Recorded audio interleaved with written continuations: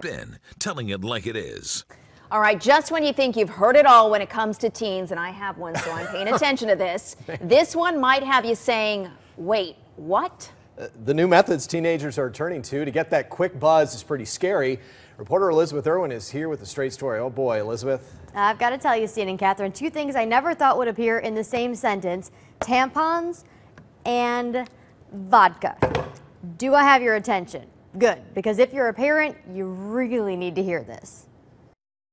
Quicker high, they think it's going to last longer, it's more intense. This is not isolated to any school, any city, any financial area. This is everywhere. When we heard how kids are getting drunk these days, we thought, no way.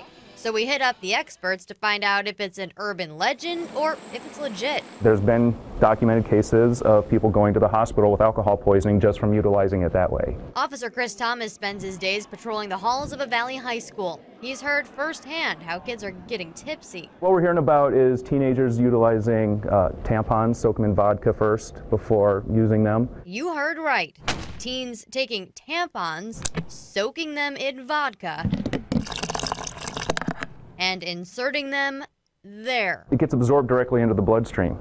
There's no barrier, there's no stomach acid, there's nothing to prevent it. I would expect it to absorb fairly quickly as well because it's a very vascular structure. This is definitely not just girls. Guys will also use it, and they'll insert them into their rectums. And that's not all.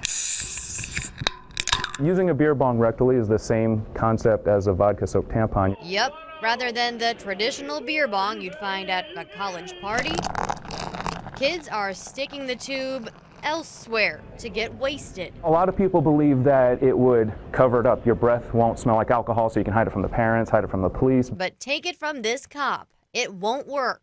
It's not just jail time that might be a problem. These new tricks are really risky and could cause some serious trouble. It can cause mucosal irritation, meaning the vaginal wall can be really irritated. Plus, what if you overdo it?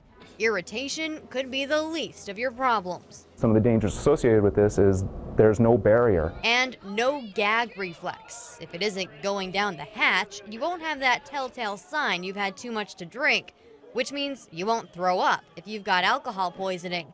You'll pass out before you know there's a problem. It's problematic because you don't really know how much you're going to absorb. We decided to find out. Turns out a super tampon can hold about a shot of vodka, which is pretty potent when it's going straight into your system.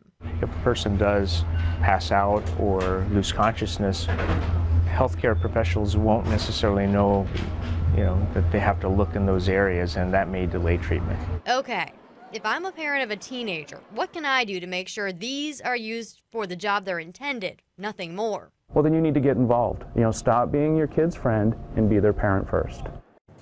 And one more myth we want to take care of. Kids apparently think that getting drunk that way means they'll pass a breathalyzer test because they didn't actually drink the booze.